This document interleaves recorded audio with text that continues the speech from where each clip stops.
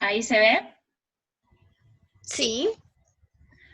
Bueno, con Aldana Chocobar estuvimos trabajando en construcciones con regla y compás. Los primeros que trabajaron con estas construcciones son los griegos, ¿sí? Trabajaron con regla no graduada y con un compás, y se plantearon 3 preguntas que es en lo que se va a basar la monografía. Las 3 preguntas eran si se puede trisecar un ángulo usando solamente regla y compás, si se puede duplicar un cubo usando regla y compás, teniendo en cuenta el desarrollo plano del cubo, ¿sí? De las 6 caras. Entonces, se puede construir un modelo plano donde se pueda duplicar el volumen de ese cubo. Y como tercer pregunta, si se puede cuadrar un círculo usando regla y compás. Es decir, dada una figura, que en este caso va a ser el círculo, construir otra figura cuya área sea igual a la del círculo, utilizando solo esas 2 herramientas. A Hola, continuación sigue Aldana. chao, profe, buen día. ¿Qué tal? Buen día. A Si todos Aldana primero. necesita manejar la presentación, le tenés que pasar el mando, porque si no, no va No, a poder compartir pantalla. no, está bien que siga compartiendo ella, profe, porque mi compu es re lenta. No va a poder compartir nunca. Apenas me conecto. Bueno, listo. Bien, entonces voy a hablar de la matemática del siglo V. Los pitagóricos habían dejado dos tareas pendientes, que era una la exigencia de la demostración y otra la consagración con exclusiva de las investigaciones geométricas. Los griegos partieron de las primeras figuras, que eran la recta y la circunferencia. Con eso trabajaron ya de carácter general, y todas las proposiciones geométricas, sean teoremas o construcciones, debían estar basadas en esas dos figuras, que los griegos las habían determinado. Para los antiguos griegos, la matemática era un arte y estaba vinculada con la filosofía más que con los problemas que se presentan en la vida cotidiana. Este tipo de geometría era, según la consideración de Platón, un arte de la mente. Primero él decía que en el mundo real el potencial de la regla y el compás se veía reducido a una simple aproximación, pero en el mundo ideal las construcciones son perfectas y manifiestan de manera pura la belleza, decía Platón.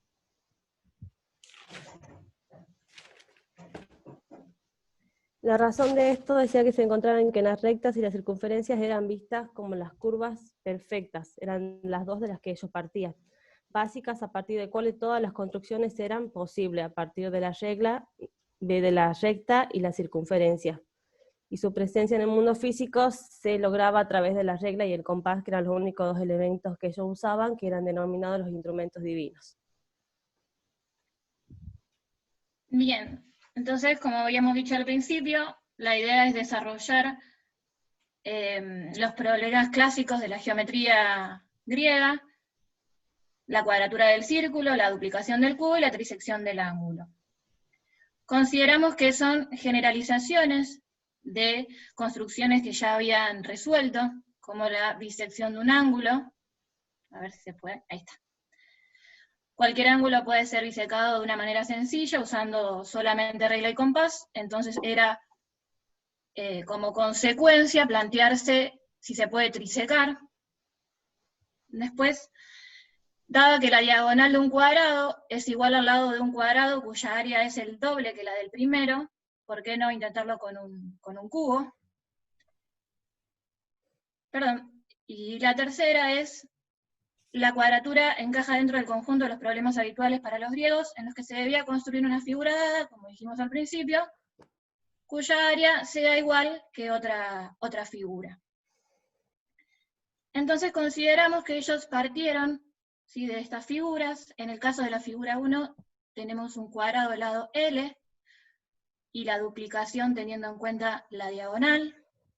Con las figuras 2, 3 y 4, ellos plantearon la cuadratura de un rectángulo usando el teorema de la altura. Y en este caso yo quería mostrar un video, que es el que continúa, cuando se cuadra un triángulo, la manera de cuadrar un triángulo. A ver si lo puedo pasar. Bien. Lo armé porque supuse que era más fácil así.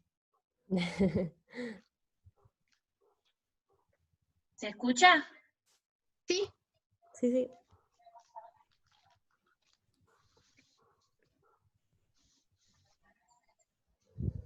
Perdón, estás hablando en el video porque no se escucha. Sí. Por eso, si no se escucha, lo voy contando. no. Lo del video no No, se no se escucha. Claro. Ah, bárbaro. Fíjate Bueno, en el que tenés una forma para que compartas el sonido. Ah, ¿Viste cuando estás compartiendo? Anda a las opciones y te dice ¿acá arriba? unos 3 puntitos y dice compartir sonido. Ah, sí, sí, desde la computadora. Ah, bárbaro. Eso era lo que pasaba, perdón, cuando Sí. estudio con Claudia. Siempre nos pasa eso. Cuando estudio con Claudia nunca escucha los videos. Bueno, a ver si se escucha ahora. Lo que decía era que se construye un triángulo ABC, se traza la altura desde el vértice B hacia el lado AC. Altura desde B Ahí sí. hacia el lado AC. Sí. Luego marcamos Gracias, el Caro. segmento que representa la altura. A continuación marcamos el punto medio entre el segmento AC, que sería el punto F. Quitamos la recta que nos permitió marcar la altura. Hago una pausa acá. ¿Por qué planteo el punto medio? El área de un triángulo se calcula como base por altura dividido 2, o sea que es la mitad de la base o la mitad de la altura. Entonces lo que vamos a tener en cuenta es la altura y solamente la mitad de la base. Luego trazamos una recta fuera del triángulo. Tomamos la altura, la medida de la altura, y trazamos una circunferencia con centro en G, cuyo radio sea la altura. Luego tomamos la intersección entre dicha circunferencia y la recta que habíamos marcado, que serían los puntos I y J. Nos quedaremos solamente con el segmento GJ. Desde el punto J vamos a marcar la circunferencia con radio AF, que es la mitad de la base del triángulo. Marcaremos el segmento GJ, el segmento JK, que forma la mitad del segmento de la base del triángulo, y ocultaremos las circunferencias que permitieron armar ese segmento GK. Desde G hasta J es la medida de la altura, la que trasladamos, y desde J a K es la medida de la mitad de la base del triángulo. Luego trazamos la media circunferencia, cuyo diámetro es GK, y por el punto J marcamos la perpendicular al diámetro y marcamos la intersección entre dicha recta y la mitad de la circunferencia. Determinan el punto L. Una vez que tenemos ese punto, tomamos la medida del segmento LJ, que será el lado del cuadrado, cuya área es igual a la del triángulo. Bueno, eso era para demostrar cómo se puede cuadrar un triángulo. Eso también permitió después cuadrar cualquier cuadrilátero, partiendo el cuadrilátero en dos triángulos cualesquiera, cuya área va a formar estos dos cuadrados que están acá, y la suma va a ser la que está acá arriba. Entonces, si ellos se plantearon que se puede cuadrar un rectángulo, se puede cuadrar un triángulo, se puede cuadrar un cuadrilátero cualquiera, consideraban que se podía cuadrar cualquier polígono regular, y por lo tanto, ¿por qué no sería posible cuadrar la circunferencia? Ok. Primero empezamos entonces por... ¿Está hablando alguien? Ay, tengo que... No, yo era. Ah, Perdón. Cuadrar el círculo lo va a explicar Aldana ahora. Bien. Decía que el problema era poder construir un cuadrado cuya área sea igual a la de un círculo que ya sea conocido. Los pitagóricos habían resuelto el problema de la cuadratura de polígonos, pero pasar de polígonos al círculo resultaba inaplicable, dice. Los intentos de cuadrar el círculo sin usar elementos especiales resultaron fallidos. El primero fue sofista Antifón, que él decía, es siempre posible, dado un polígono inscrito en un círculo, construir otro de doble número de lados, agregando que si el número de lados aumenta, el polígono se aproxima cada vez más al círculo. Llega a la conclusión de que si todos los polígonos son cuadrables, también lo será el círculo. Eso era falso, porque por más grande que sea el número de lados, nunca llenará el círculo. Eso decía Aristóteles. Y después también estaba Sofista Brisón, mostró cómo las dos series de polígonos se estrechan al círculo y el área estará siempre comprendida entre los dos polígonos, uno inscrito y el otro circunscrito. Llega aquí sin resolver el problema, pero indicó el camino por el cual seguiría Arquímedes. Después llega el último, que es Hipócrates de Quíos, el primer matemático profesional, dice que daba clases y cobraba en ese tiempo, sin poder cuadrar el círculo, logrando cuadrar recintos limitados por arcos de círculos, que aparentemente era más complicado que el círculo por su forma de una creciente que se llamaba la nulas de Hipócrates. En la cuadratura del nulas, Hipócrates utiliza la proporcionalidad entre los círculos y los cuadrados de sus diámetros, que admitió como extensión de la propiedad de la proporcionalidad entre polígonos semejantes y los cuadrados de los lados homólogos. Pierre Wansen explica la imposibilidad de cuadrar el círculo. Él dice que si el área de un círculo es igual a pi por radio al cuadrado, siendo r la longitud del radio, el área del cuadrado, sabemos que es lado elevado al cuadrado, siendo L la longitud del lado. Entonces hace ahí una igualación que dice que pi por radio al cuadrado tiene que ser igual a L al cuadrado. Entonces pi por radio debería ser igual a L. Pero no se puede, ya que pi es un número que no se puede construir con regla y compás, haciendo imposible trazar un segmento de longitud pi por r, porque sabemos que pi tiene unos decimales infinitos, entonces por eso no podría ser igual al lado, y entonces ahí él demuestra la imposibilidad de la cuadratura del círculo. Bien, algo que estoy viendo ahora, y que la verdad cuando me lo pasaron no lo vi, si L cuadrado es pi por radio al cuadrado, L tiene que ser radio por raíz de pi. Sí, donde ahí tenemos ahí. Otro problema más. Claro, sí, es cierto, sí. yo no lo vi. Sí, tiene razón. Bueno, ya con eso... Si quieren agreguen la palabra raíz, porque es difícil escribirlo con símbolos. Sí.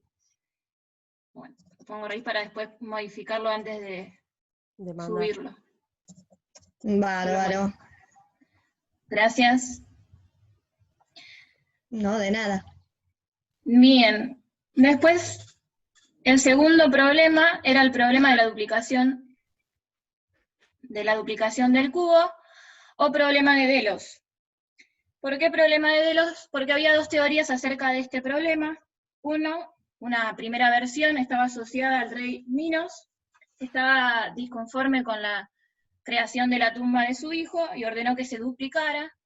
Y la otra estaba asociada con la obra de Eratóstenes, que hace mención a una peste que estaba en Atenas, donde había liquidado a un cuarto de la población, y entonces se consultó al oráculo de Apolo, en la ciudad de Delos,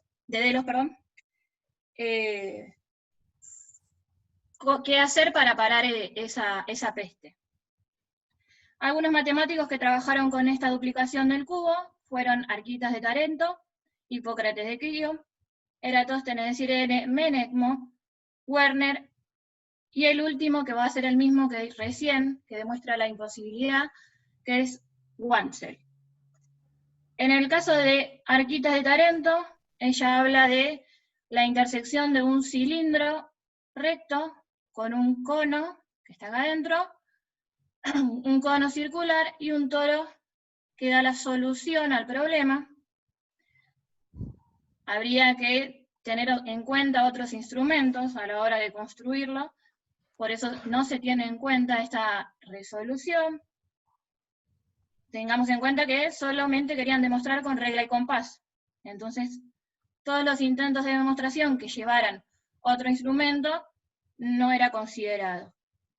En el caso de Menegmo y Werner, ellos lograron duplicar el cubo al construir un segmento con la intersección de una parábola con una hipérbola. En el caso de Werner, en 1522, presentó las construcciones de estas curvas y demostró cómo obtener una parábola con regla y compás de manera similar a las realizadas por los griegos en la antigüedad. En este caso también grabé un video explicando cómo construir la parábola usando regla y compás. En esta oportunidad vamos a construir la parábola a partir de utilizar regla y compás. Primero trazaremos una recta que pasa por AB, otra perpendicular que pase por A, que la llamaremos directriz, recta directriz. Luego marcamos un punto C sobre la recta AB, que llamaremos vértice. Marcamos una circunferencia con centro en el vértice y radio el vértice y el punto A. Marcamos la intersección entre la circunferencia y la recta, y marcaremos el punto que será el foco de nuestra parábola. Luego marcamos un punto D sobre la recta AB, y tomamos la distancia del punto D a la directriz, y trasladamos esa distancia al foco. ¿Sí? Trasladamos la distancia y tomamos al foco como centro, y radio la distancia entre el punto D y la directriz. Luego trazamos por D la perpendicular a la recta B, y marcamos las intersecciones entre la circunferencia y la recta marcada. Luego repetimos el procedimiento, marcamos otro punto G, tomamos la distancia de G a la directriz, y luego trazamos la circunferencia con centro en el foco, cuyo radio sea la distancia de G a la directriz. Trazamos la recta que pasa por el punto G y es perpendicular a la recta AB, marcamos las intersecciones y luego ocultamos los elementos. Fíjense que los puntos I, F, E y H son todos puntos que pertenecen a la parábola con vértice y foco, el que hemos marcado. Soy malísima grabando, pero bueno. No, bien. Supongo que le cuesta a todo el mundo, pero bueno, si no se entiende algo, igual pueden preguntarme. Pero la construcción de la parábola, más o menos con regla y compás, sería la que mostré recién. Después es Wansel, entonces, nuevamente, el que demuestra la imposibilidad de construir un cubo cuyo volumen sea el doble que el cubo inicial. Entonces lo que plantea él es que... Ay, no sé qué tengo que hacer acá. Nada, te está avisando que te quedan 10 minutos, ¿sí? Cuando se Bien. corte volvemos a ingresar con el mismo link. Bárbaro. Entonces, él decía que el volumen de un cubo inicial iba a ser A al cubo, el volumen de un cubo nuevo va a ser 2 por A al cubo, al duplicarlo. Entonces, como el volumen de un cubo es lado al cubo, esto nos lleva a que el lado al cubo tiene que ser igual al doble de A al cubo. Y a que el lado debe medir raíz cúbica de 2 por A. Entonces, ya se había demostrado la imposibilidad de construir raíces con índice mayor a 2. Eso es lo que planteó Wansel. Cuando las raíces son mayores que 2, son imposibles de construir solamente con regla y compás.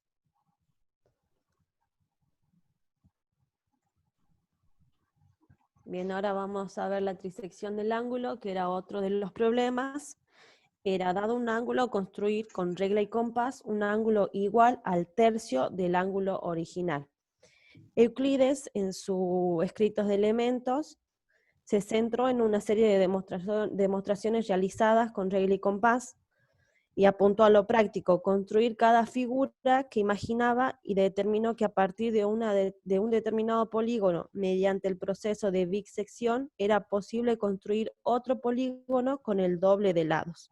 Así como la bisección de un ángulo permitía construir un polígono de doble número de lados de otro dado, la trisección hubiera permitido la de un polígono de un triple número de lados. Él decía que si ya que se puede bisecar, también podríamos trisecar, decía Euclides. Y entonces ahí él usa la cuadratriz de Hipías. Yo creo que ahí está el video, que bueno, yo lo voy a explicar primero y con el video se aclara porque no se entiende muy bien. Pero ahí, bueno, dice, sea un segmento AB que gira alrededor de A con un movimiento uniforme de rotación, mientras que al mismo tiempo el segmento igual BC se traslada paralelamente a sí mismo con un movimiento uniforme de traslación para que coincida en AD. Los segmentos AE y FC son móviles que van a formar un punto M de la cuadratriz BMN. Ahí lo va a mostrar Mica en un videíto cómo se forma la cuadratriz para que sea un poquito más claro. A ver si se ve este. Ayer lo probé, pero capaz que...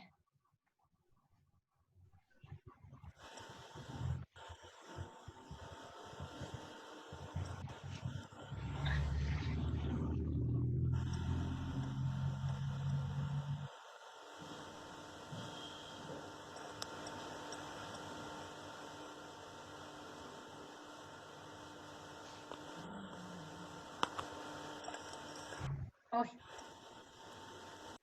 Esa sería la forma de construir la cuadratriz de Hipías. De Hipías. Bueno, y así Bien. es como Hipías resolvió con esta curva el problema de la trisección de ángulos. Ahí está el dibujo que Mica mostró hace rato. Y así resuelve él la trisección del ángulo. Bien. Dado un ángulo cualquiera, en este caso θ, ¿sí? Determina el segmento PZ, que está formado por la cuadratriz, el punto que está en la cuadratriz con el ángulo, con el lado del ángulo, y el punto P, que es la intersección con el lado AD, y después lo que hace es dividir el segmento AP, lo divide en 3, y busca las intersecciones con la cuadratriz para dividirlo en 3 ángulos iguales. Uh-huh. Después, otra de las demostraciones de la trisección está hecha por inserción, que esta es la que me resultó un poco más compleja para poder graficar. Los griegos denominaban inserción a una relación entre figuras que consistía en admitir que dadas dos transversales en general y un punto fijo, siempre existe una recta que pasa por el punto fijo, tal que sus intersecciones con las transversales determinan un segmento de longitud prefijada.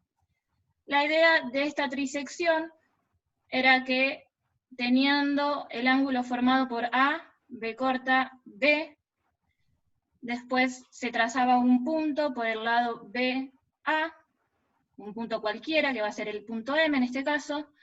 Dado el punto M, se traza la paralela por M al lado BB, y la perpendicular al lado BB, que pasa por el punto M, y después se traza la recta BC, que es la que está acá, dado que la longitud desde B a M va a ser la que esté entre RO y OS, o sea que desde R hasta el punto S, esta longitud va a ser el doble que la longitud de BM. Eso quería decir que el ángulo que queda formado acá abajo va a ser la mitad del ángulo MBR.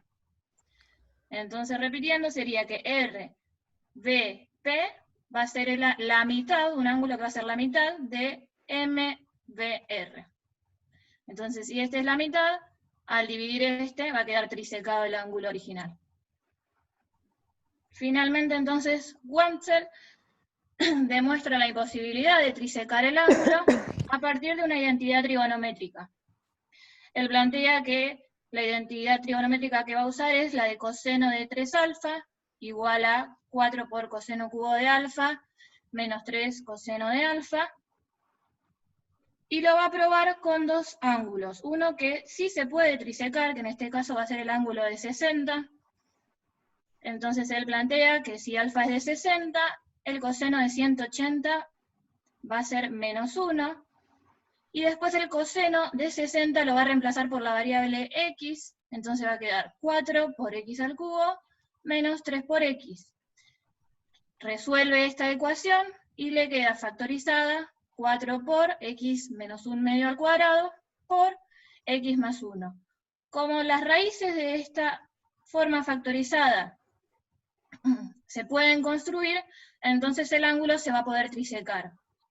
Pero, si el ángulo es de 20 grados, resuelve de la misma manera, utilizando la identidad trigonométrica. El coseno de 60 es 1 medio, al coseno de 20 lo reemplaza por x, y al resolver esta ecuación, lo que hace es demostrar que las raíces no están dentro del conjunto de los números que se pueden construir. Bueno, ahora vamos a hablar el cuerpo de los puntos constructibles. Y si se mencionó la Ay, perdón. Ahí sí, ¿continúa? Sí, te quedan 2 minutos. Ah, ok. Después se corta y volvemos a la reunión. Ok. Dice el cuerpo de los puntos constructibles. Se mencionó la imposibilidad de resolver los problemas griegos solo con regla y compás, haciendo referencia a la posibilidad de la construcción de los números reales. Se partirá de un conjunto B de puntos que corresponde a datos conocidos, y a partir de ellos se irá obteniendo nuevos puntos utilizando dos tipos de construcciones con regla y compás. Una de ellas sería trazar la recta que pasa por dos de los puntos, y la otra, trazar con compás la circunferencia centrada en uno de los puntos y con radio la distancia entre dos de ellos. Los nuevos puntos se obtendrán como intersección de las rectas y las circunferencias construidas. Bien, la definición 1 decía que un punto de P que pertenece a los números R2 se dice constructible con regla y compás a partir del conjunto B si existe una sucesión finita de puntos, P1, P2, P3, hasta Pn igual a P, tal que, si denotamos que E sub 1 es igual a B, y para 2 menor que I, para 2 sí, menor que I, menor que N, entonces IU sería igual a B en la unión de P1, P2, P3 hasta Pn, entonces P sub I se obtiene como intersección de dos rectas que pasan por dos puntos de E sub I. Después ya abajo tenemos una imagen y un dibujito que explica este texto. Una recta que pasa por dos puntos de F sub I y una circunferencia de centro, un punto de EI, y radio la distancia entre dos puntos de E sub I. Dos circunferencias de centros de punto de E sub I y radio la distancia